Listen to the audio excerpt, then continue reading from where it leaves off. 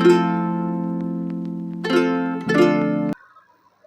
Everyone, welcome to maths junction. तो आज का जो टॉपिक है वो ये है कि ट्रायंगल में कितनी डायगोनल्स होती हैं।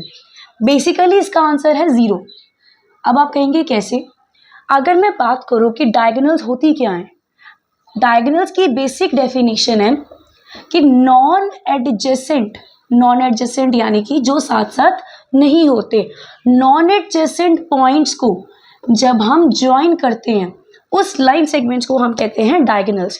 फॉर एग्जांपल, अगर मैं यहाँ पर एक फिगर बनाती हूँ, ये मेरा एक पेंटागन है। अब मैंने इसको नाम दिया ABCDE। डायगोनल्स कहता है नॉन एडजेसेंट, जो साथ में नहीं है, एक ही साथ B और E है उसके साथ है, बचा कौन? C and D। तो C के साथ और जो D के साथ ज्वाइन हुआ वो डायगोनल है। ऐसे ही हम हर एक के साथ करेंगे। B के पास आए, B के साथ कौन है? A और C, बचा कौन? E and D। तो जब मैं E और D को ज्वाइन करूंगी दैट इज माय डायगोनल। अब C पर आते हैं, C के साथ है B और D, बचा कौन? A and D। A के साथ ऑलरेडी ज्वाइन है, मैंने E के साथ ज्वाइन किया, ये डायगोनल्स हैं। D पर आए, C और E उसके साथ है, बचा कौन? AB, B A कनेक्टेड है।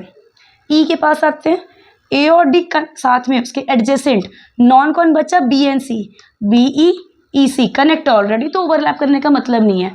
तो ये जो आपके पास स्टार बना है, ये आपके पास ये जो स्टार्स हैं आपके पास, दीज आर योर डायगोनल्स।